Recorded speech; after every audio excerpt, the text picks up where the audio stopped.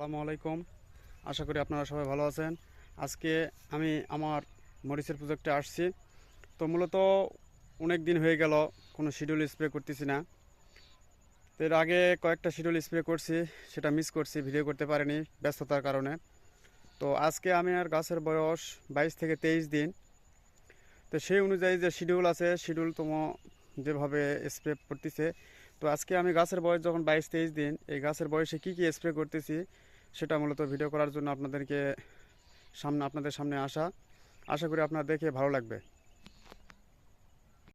Guys, আজকে সর্বপ্রথমে যেটা আমি স্প্রে করব সেটা হচ্ছে সানভো অ্যাগ্রোয়ানের সানভো, টেবুকোনাজল আর ট্রাইকোস্টাবিন 25%। এটা 75 WG। এটা হচ্ছে ছত্রাকনাশক।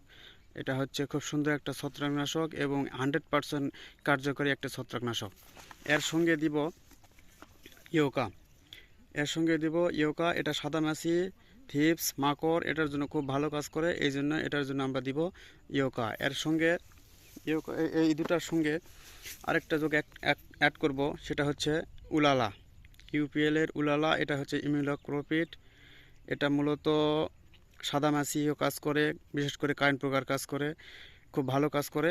তো মূলত এই তিনটা একসঙ্গে আজকে আমি স্প্রে করব। তো যেহেতু স্প্রে করব, ডোজটা বলা হয়নি। এটা উলালা পার ঢোলে 1 মেশিনে 5 গ্রাম। আর ইয়োকা এটা পার লিটারে 1 মিলি। সানভো পার লিটারে হাফ গ্রাম। মনে ধরেন যে 20 লিটার পানিতে 10 গ্রাম সানভো দিতে হবে। তো যদি এই ধরনের শিডিউল অনুযায়ী কারো ঔষধ মেডিসিন প্রয়োজন হয়, তাহলে অবশ্যই আমার সঙ্গে যোগাযোগ করবেন। স্ক্রিনে আমার নাম্বার দেওয়া থাকবে। সুলভ মূল্যে এইসব ঔষধ হোম ডেলিভারি দিয়ে থাকি। যদি কারো প্রয়োজন হয়, অবশ্যই আমার সঙ্গে যোগাযোগ করবেন। আশা করি আপনাদের সেবা দিতে পারবো।